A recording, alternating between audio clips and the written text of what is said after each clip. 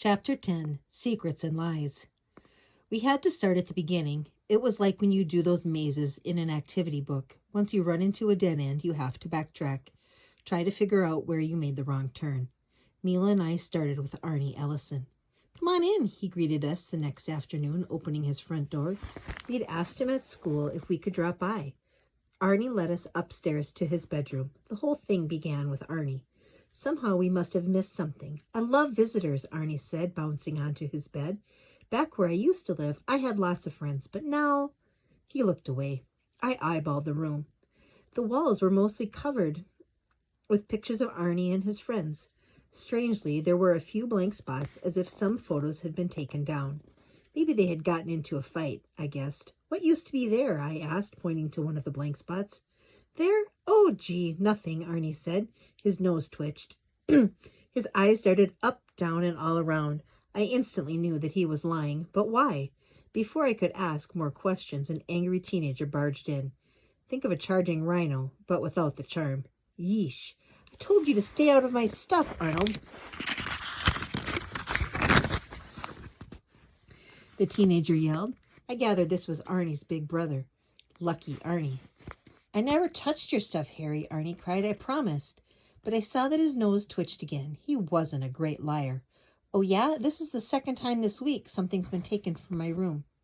Arnie suddenly noticed the clock. "Oh, no," he cried. "I'm late." He leaped off the bed and headed for the door. "I'll get your stuff back, Harry," he promised, "but I gotta go." And then he was gone. Arnie just disappeared like a ghost. Harry sank down on the bed. He didn't look mad anymore, just confused. "I don't know what's going on with that kid," he said with a sigh. "Do you know where he's going?" Mila asked. Harry shook his head. "No clue." "He's been running off every afternoon for a couple weeks," Harry shrugged. "You little kids are pretty weird." "Yeah, right," I thought. He should take a good look in the mirror. Teenagers aren't exactly a picnic in the park on a warm summer day. "Can I ask you a question?" I said. "You just did," Harry pointed out. Then he snickered, pleased with his cleverness.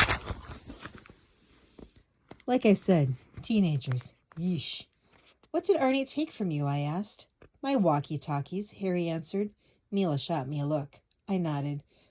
We were both wondering the same thing. How did that same walkie-talkie end up in Bobby's ghost-busting box? "He used to be good about staying out of my stuff," Harry confided, "but lately, it's that Solovsky kid. I just know it." My ears perked up. "Who?" "Arnie's a good kid," Harry said, ignoring my question. "But every summer that weird Solovsky kid and his family rent a house on the beach for 2 weeks, right in our old town, and every summer he gets Arnie into trouble. This fall we moved here, the same town where Solovsky lives. Now I have to deal with that kid all year." He rubbed his eyes as if he had a headache. "I know how you feel," I sympathized.